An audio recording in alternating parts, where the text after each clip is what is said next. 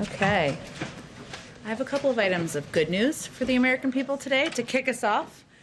Today, the President will sign an extension of the Paycheck Protection Program, which passed both the House and Senate with wide bipartisan majorities. Since the beginning of the pandemic, 400,000 small businesses have closed for good, and millions more are struggling to stay open.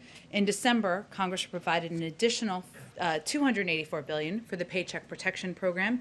In just 2 months, we've approved over $200 billion worth of forgivable loans to more than 3 million small businesses. And in this round, we've distributed a greater share of relief to very small businesses. So today, the President will sign the Extension Act into law. We want small businesses to know that help is here, and they now have until May 31st to apply. As we do every week, Jeff Zients hosted a call with governors from across the country.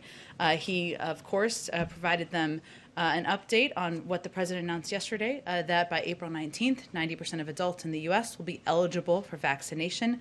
90% will have a vaccination site within 5 miles of where they will live. This will be made possible by increasing the federal retail pharmacy program from 17,000 to nearly 40,000 stores nationwide, a program that started out as a pilot and has been very successful. He also announced there'll be an increase of supply to over 33 million vaccine doses across all of our channels, which is going to help meet the needs with the moving forward of the eligibility timeline. Another update in terms of getting the checks out to people. There are a significant number of Social Security recipients who do not file taxes. As we noted earlier, or a couple weeks ago, I should say, direct payments went out very quickly to those who file taxes every year, who do it via direct deposit. And thanks to collaboration between the IRS and the Social Security Administration, they will soon announce that we are on track to send those payments out this weekend. The majority of people should see them in their bank accounts on Wednesday, April 7th, which is obviously a very positive step forward. Finally, as many of you saw earlier this morning, the President announced his historic slate of judicial nominees of his administration, the first historic slate, I should say, with 11 candidates overall. This is an unprecedented fast start for any president in the U.S. history on judicial nominations. This is also a groundbreaking slate in many ways. It includes 4 nominees who have served as public defenders, 4 who are members of the AAPI community, a nominee who, if confirmed, would be the first Muslim American federal judge in history. 9 of the 11 nominees are women.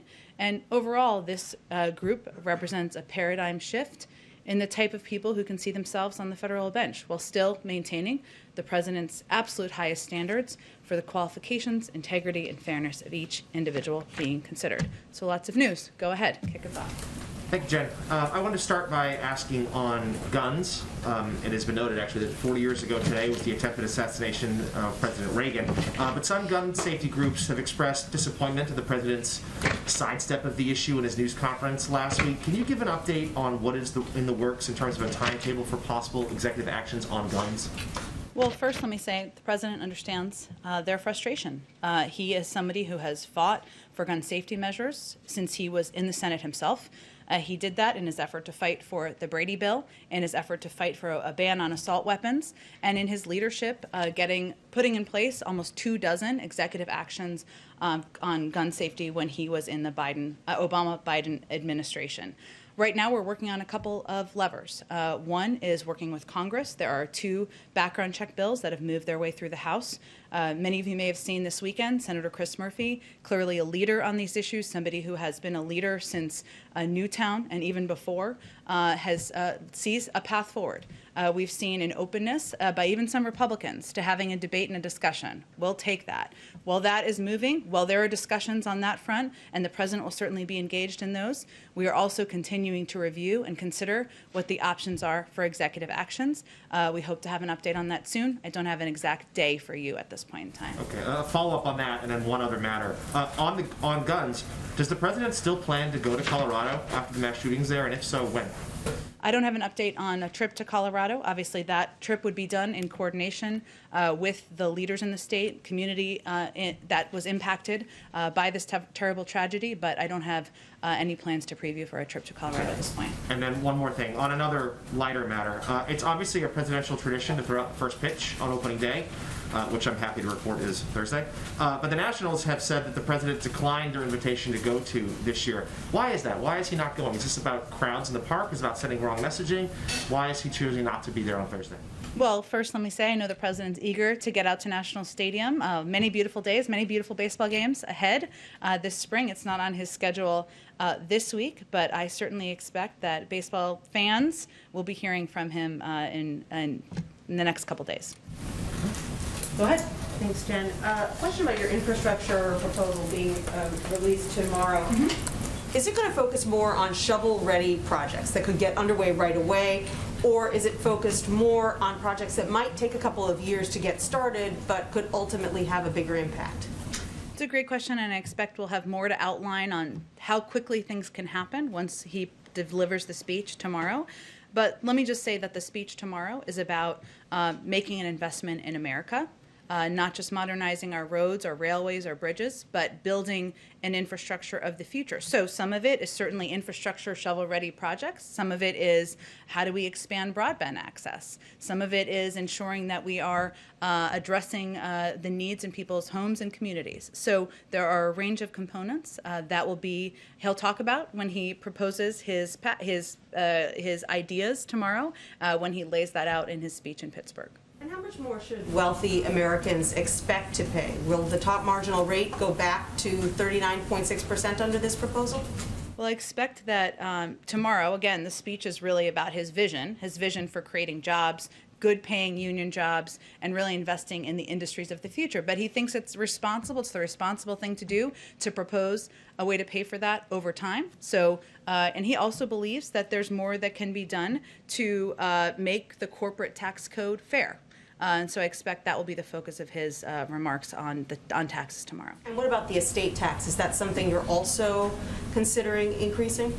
Again, I'm not going to get too far ahead of the president's own speech and proposal, and I know we'll be previewing it more in the next 24 hours, but he believes that there's more that can be done to make the corporate tax code fair, to reward work, not wealth, to ensure that we can invest in the future industries that are going to help all people in this country. And one other topic, 23 countries have signed on to the idea of this WHO treaty that would improve information sharing during future pandemics. Why hasn't the U.S. signed on to that? Well, we believe it's vital in working with international partners and other countries, and of course strengthening and reforming our international efforts as it relates to addressing pandemics and future pandemics. We do have some concerns primarily about the timing and launching into negotiations for a new treaty right now, and we believe that could divert attention away from substantive issues regarding the response, preparedness for future pandemic threats, and we believe that should be our focus currently, but we're certainly open to looking for continued collaboration with the global community. Go ahead. Does President Biden believe that the millions of Americans who lost loved ones to COVID-19 deserve a better response than one that they've gotten from the WHO? In terms of looking into origins for COVID-19? Well, I think he believes that the American people, the global community, the medical experts, the doctors, all of the people who have been working to save lives, the families who have lost loved ones, all deserve greater transparency. They deserve better information. They deserve steps that are taken by the global community to provide that. So there was an extensive statement put out by a number of countries, including the U.S., but let me highlight, we're still reviewing the report, but let me highlight some of the concerns that have come up to date. The report lacks crucial data, information, and access. It represents a partial and incomplete picture. There was a joint statement, as I noted, that was put out. We also welcome a similar statement from the EU and EU members, sending a clear message the global community shares these concerns.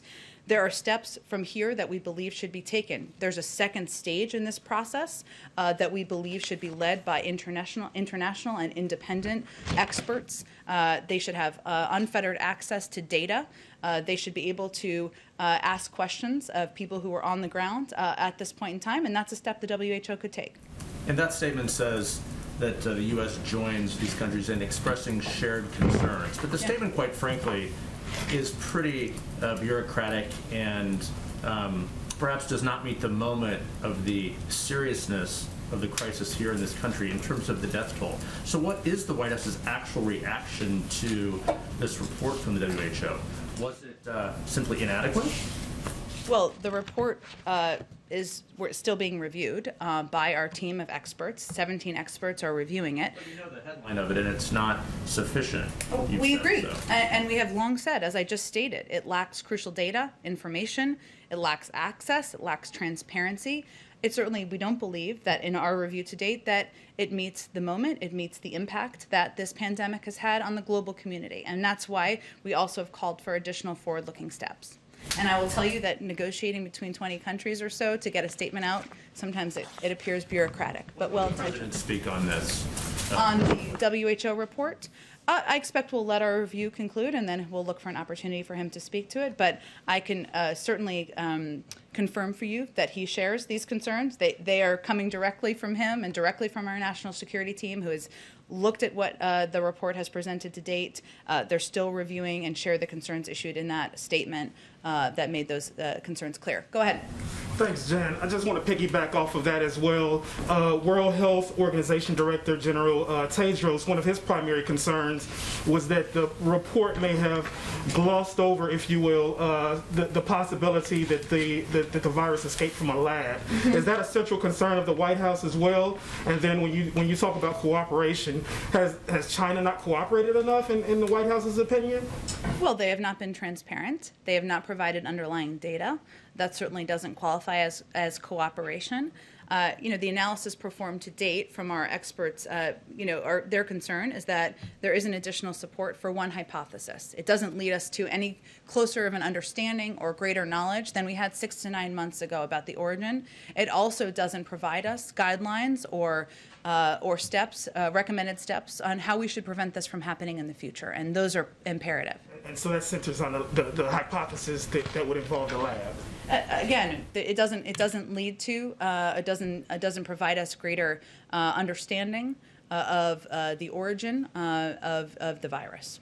And the second question, just on the next legislative package, has the president started to reach out to moderates, to centrist Republicans as well, and to kind of woo them to get ahead of some of the things that we saw with the last package? Woo them, I like it.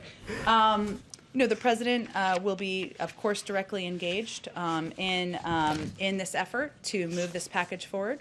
I will say that what he views his role is laying out what a vision is, a broad vision, a bold vision for how we can invest in America, American workers, our communities.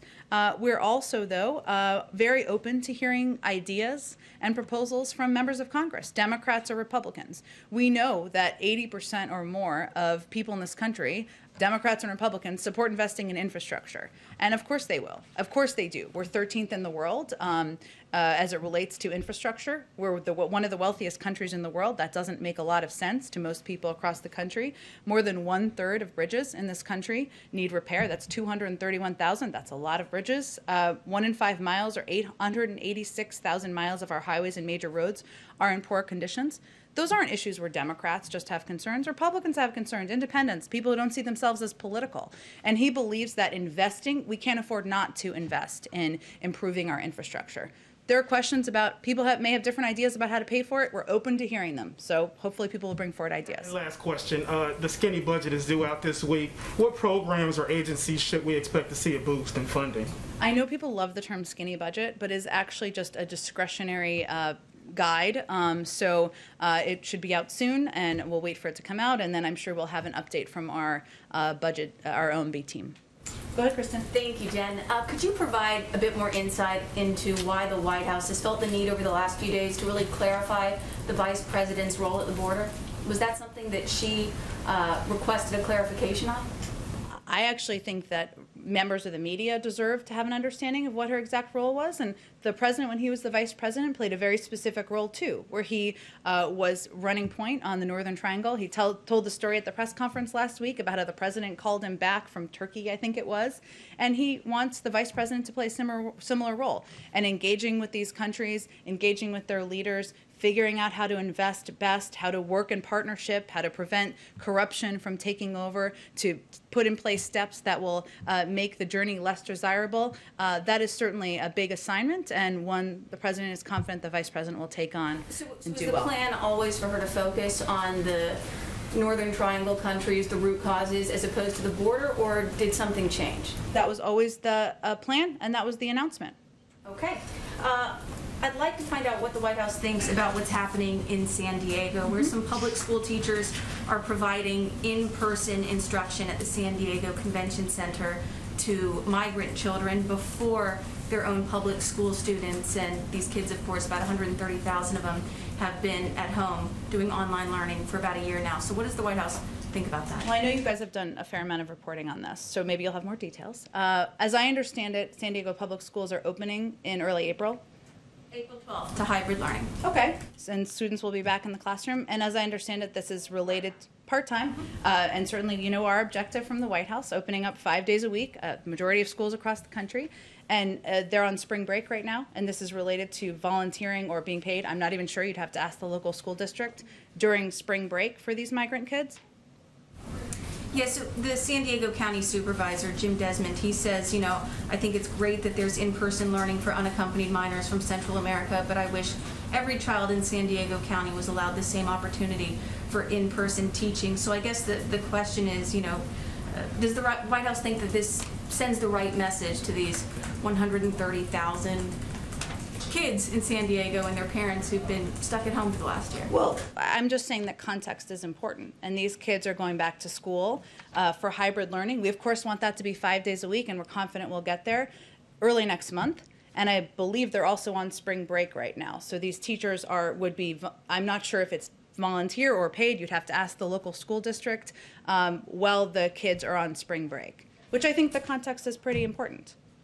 Okay, and I've got Oh, one go more ahead. question, sorry, about space. Go ahead. You know, the Biden administration, they just announced its intention to retain the National Space Council, and this is on top of the White House voicing its support for the Space Force, Yes. NASA's Artemis program. I mean, these are 3 programs or policies that President Trump and the Trump administration put in place. So would it be fair to say that space is one of the, and space policy is one of the few areas where President Biden actually agrees with his predecessor?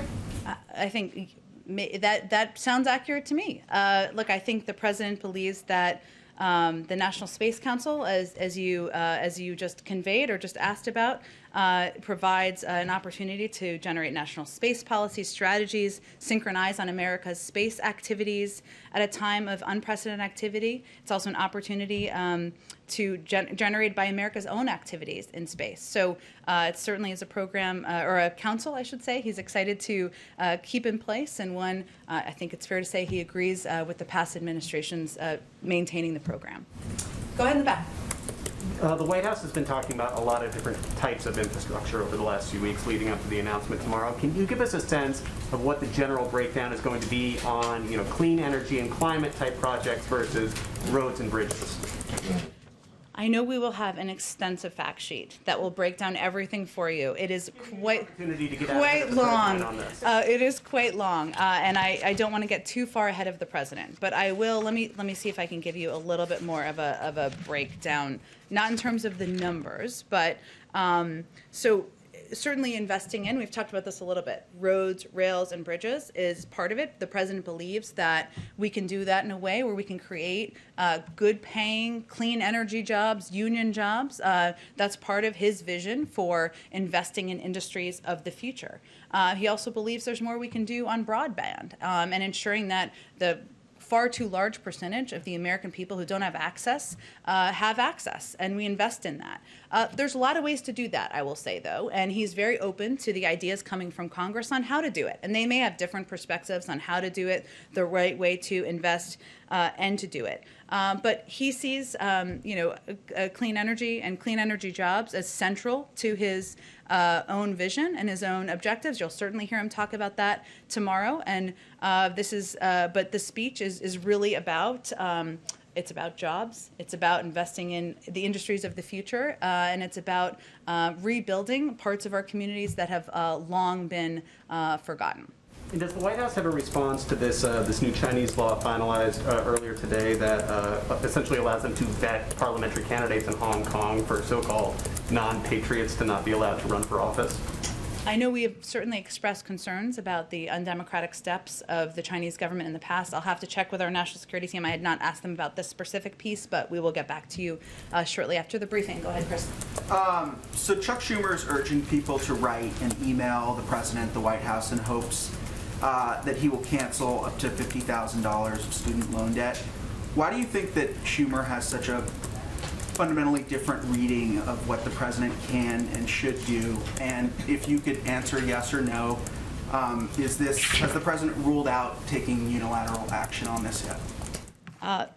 No, he has not. I will say that I do have some good student loan news for you, which you didn't even know you were going to tee up for me, but we will be expanding the pause on student loan interest and collections to the more than 1 million borrowers who are in default on a loan that was made by a private lender in the old bank-based loan program known as the Federal Family Education Loan Program. The step particularly protects 800,000 borrowers who are at risk of having their tax refunds seized. That's actually a pretty significant steps. The president continues to call on Congress to cancel $10,000 in debt for student loan borrowers. That's something Congress could take an action on, and he'd be happy to sign. We're still taking a closer look at our options on student loans. This includes examining the authorities we have, the existing loan forgiveness programs that are clearly not working as well as they should. This includes borrower defense, total and permanent disability charges. There's a lot of steps we're looking at, and we'll continue to review those and be in touch, of course, with Leader Schumer about our process. Do you have a sense of the timing on that, how long those reviews might take? I don't have an update on the timing. There's a legal and a policy review.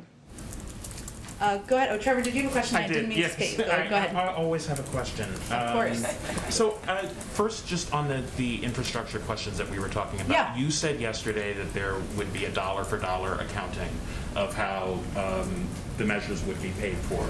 Yep, paid for over time. Yep. Paid for over time. Mm-hmm. Is the president willing to sign a bill that does not pay dollar for dollar for all of the proposals that he has? Well, the president believes it's responsible to propose a way for paying over time for his vision for investing in infrastructure and our economy and American workers.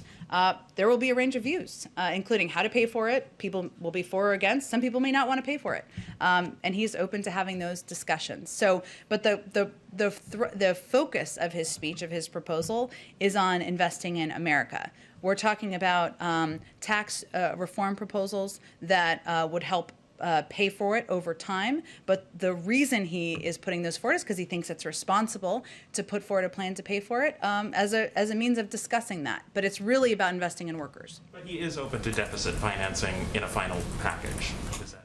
Again, I think we haven't even proposed the speech yet. There will be a range of views on Capitol Hill, as we all certainly know. He's proposing a way to pay for his proposals over time. We'll look forward to hearing from members of Congress on how they want to approach it, given there's such strong support for infrastructure investment across the country. Okay, and just on a quick one on foreign policy, Iran has come out and basically already rejected a proposal that you haven't even put on the table yet. About relaxing some of the sanctions against them to get them to come to the table. They say all of the sanctions need to be relaxed before they'll consider any changes on enrichment. Is there any point to putting a proposal on the table if it's already going to be a non-starter? Well, we remain committed to pursuing a diplomatic process to determine a way forward. Sometimes that takes some time, and we certainly have found that in the past as it relates to negotiations with Iran. We remain ready to re-engage in meaningful diplomacy to achieve a mutual return to compliance with the JCPOA commitments. And that offer to discuss and engage is on the table. Go ahead. Thanks, Jen. One quick follow-up on space and then two Sure. So Vice President Pence had a pretty public-facing role with National Space Council. He was kind of involved in the policy making. I know it's a new thing here, but will Vice President Harris have a similar involvement with the Space Council on her end? It's a great question. I know it's the Space Council technically falls under the Vice President's team and office. I'd have to talk to her team about her public-facing role, and I'm happy to do that. Gotcha. One on ambassadors. So there is yet to be an appointment for the U.S. ambassador to China. There's been some reporting that there's rumors about kind of jockeying of who that person might be.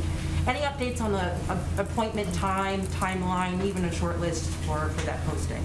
I know I've seen a lot of names reported out there, some of which would be great choices, but I don't have an update on the timeline for announcing the nomination of ambassadors. For the summertime, anything broad? Certainly hope so, but I don't have an update on when the president will make any decisions. One quick one on the Supreme Court. So about a year ago, I would say President Biden, then candidate Biden, committed to putting a black woman on the Supreme Court. Of course, today's appointments and news kind of generate some buzz on who those folks might be.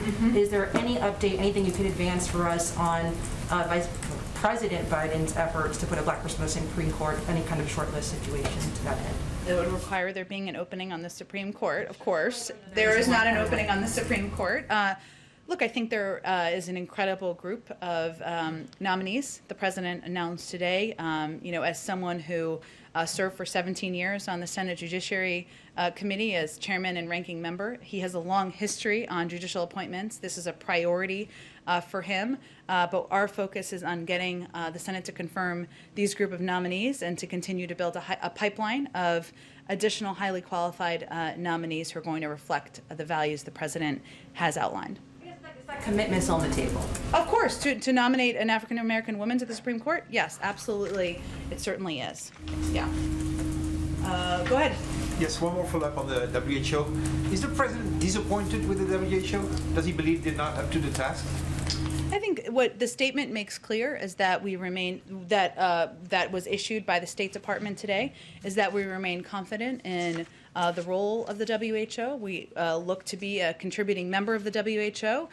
We have some concerns, as I've expressed, about the analysis that's been done so far about the report, and we think that steps can be taken moving forward in the second stage of the review to ameliorate some of those. Go ahead.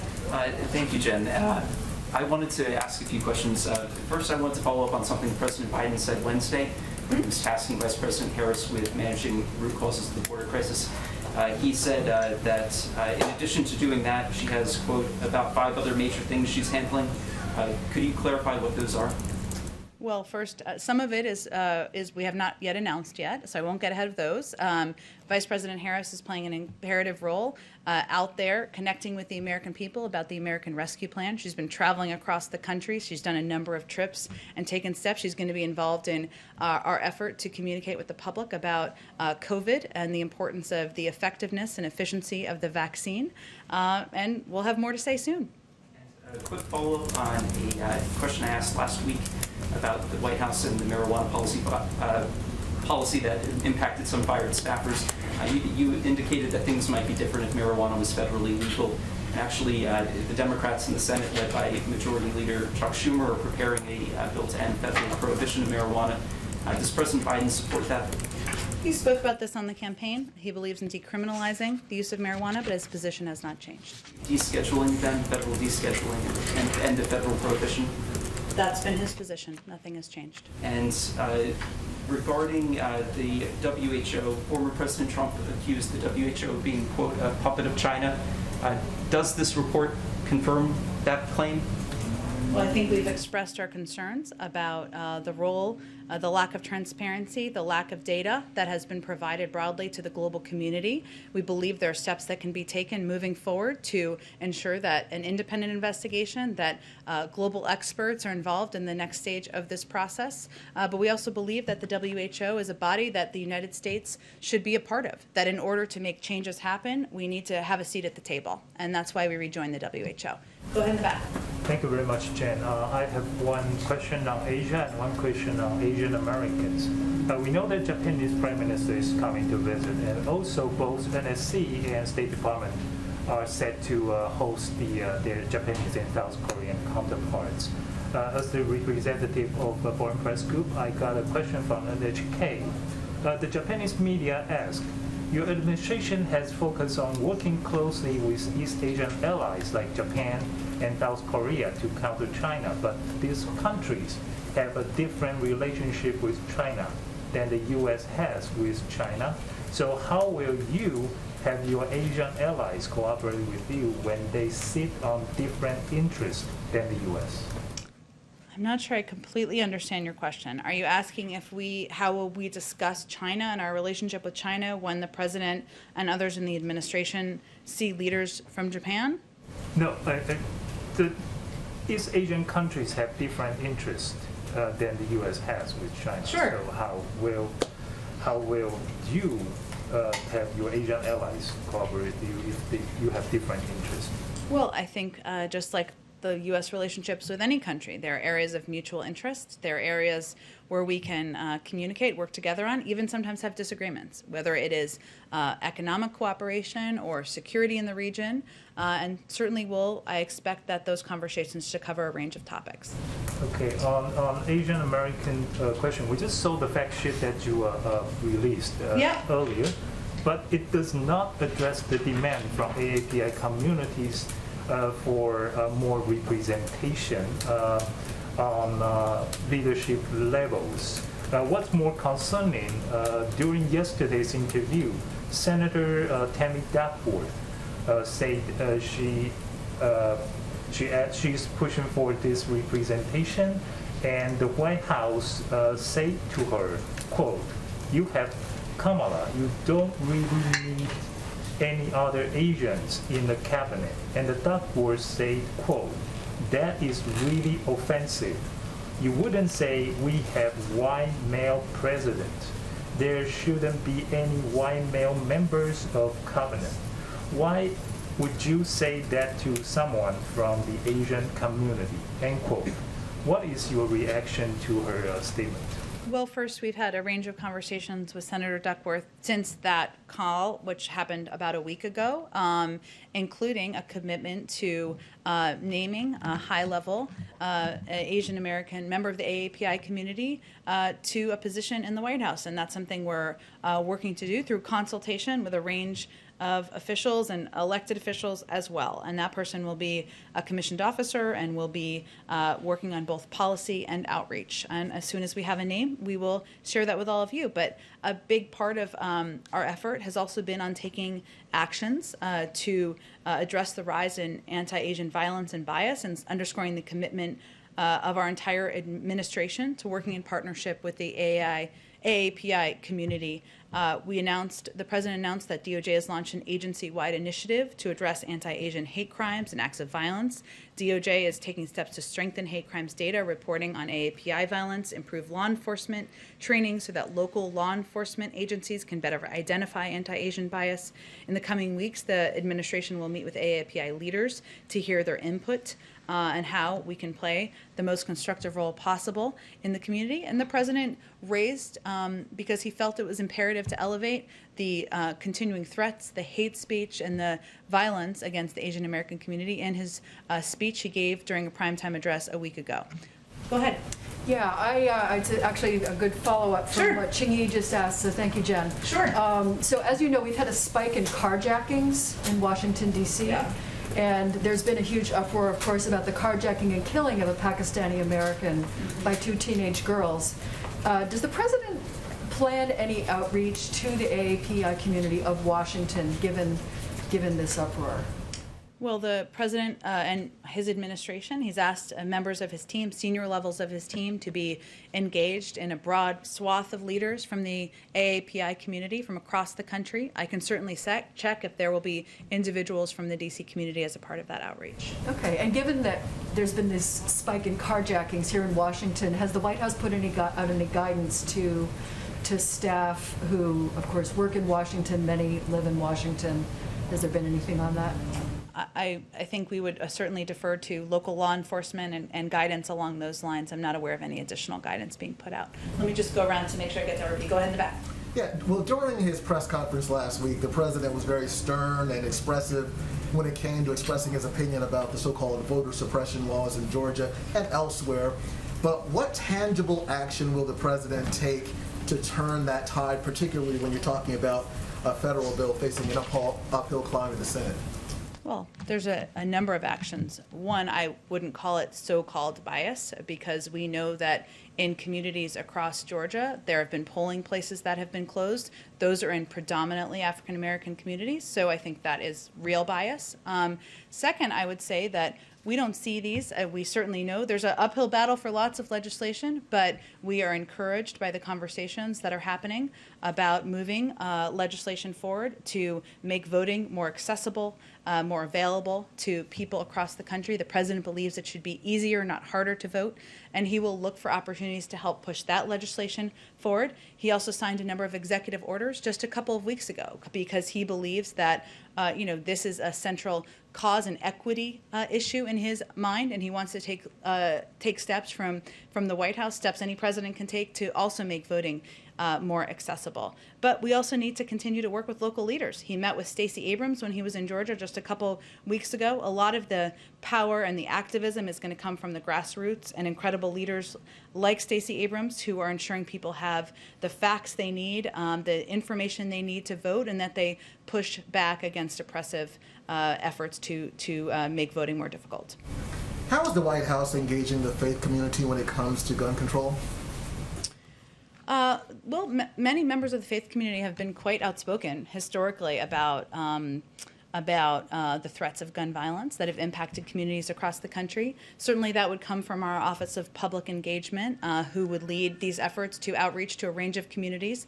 I can check with them and see if there's any specific meetings with faith groups in recent days. And lastly, go ahead.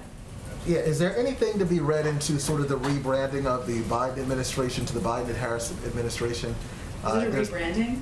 Well, when you look on the website, it's it's Biden Harris, and that's not been necessarily the norm of the past. Is there any message being sent by that, or what's meant to be, what can be extrapolated from that? I would take from it that Vice President Harris is an important partner. She's the first in the room, the last in the room on most occasions if she's in town and not traveling around the country. It's a reflection of the important role that she will play moving forward. Go ahead. And speaking with several governors' offices that were on the call with the White House this morning, it's come to our attention that there were not a lot of questions or really any questions or pushback on the comments yesterday from both the president and Dr. Walensky, advising state and local governments against rolling back mask mandates. Just given the fact that there were no questions or really any dialogue, at least according to our reporting right now, what is the level of concern from the White House at the effect 24 hours after the president raising his voice on this? Dr. Walensky certainly raising her voice on this. I mean, are governors sort of going their own way and ignoring you all? I don't think we see it that way, Jeff, but I would say that one of the ways we can impact people across the country is by acknowledging this is hard. We've been at war with this virus for a long time. And to reiterate, as the president did yesterday, as Dr. Walensky did yesterday, that we continue to be at war with the virus. But the way we feel we can be most impactful is not just through words, but is through actions. And so as we have seen an uptick, we've also taken an accelerating threat, I should say. We've also accelerated our response, and we've moved up universal shot date for most Americans by 2 weeks, increased vaccine supply to states, doubled the number of pharmacies getting supply, more than doubled, opened more mass vaccination centers. We know that the more people who can get vaccinated, the more accessible it is, the more effective we are going to be, and that's where we're putting our efforts. Is there enough concern from governors based on the call this morning, do you believe? I was not on the call this morning. I think the president's speaking not just to governors, but to people across the country, to business owners, to local elected officials. There are, even in some states where governors have been pulling back the restrictions, there are local leaders and local businesses or bigger businesses who have kept them in place. And it's important for people, it's a tough message, important for people to hear that we're still in a war with this virus and people need to still be vigilant in order to return to normal. Thanks, Jen. Today, Canada halted delivery of the AstraZeneca vaccine. What does that mean for this administration's posture towards that particular vaccine and the vaccine's prospects of approval here in the U.S.? Well, approval would, of course, be through the FDA, and they have a rigorous and thorough process for doing that. So I will leave that to them to undergo that process, and I don't have anything to predict about the approval likelihood. Thank you, Jen. Thank you. Want to go one more? Sure, one more vaccine Okay. question. Okay. Given the increased urgency and the fact that millions of Johnson & Johnson vaccines are on the near-term horizon, Yeah. is the White House considering changing the way it deploys those vaccines since those kick in so much quicker than the other vaccines The out there? Johnson & Johnson vaccines? Sticking to the same per capita distribution, or is there any thought about changing the way those are distributed? Well, we think a lot about how to ensure vaccines are distributed equitably across the country, but our message continues to be you should take any vaccine that is available to you. There are 3 approved. They're all safe. They're all effective. So we're not changing our approach at this point. Thank you, everyone.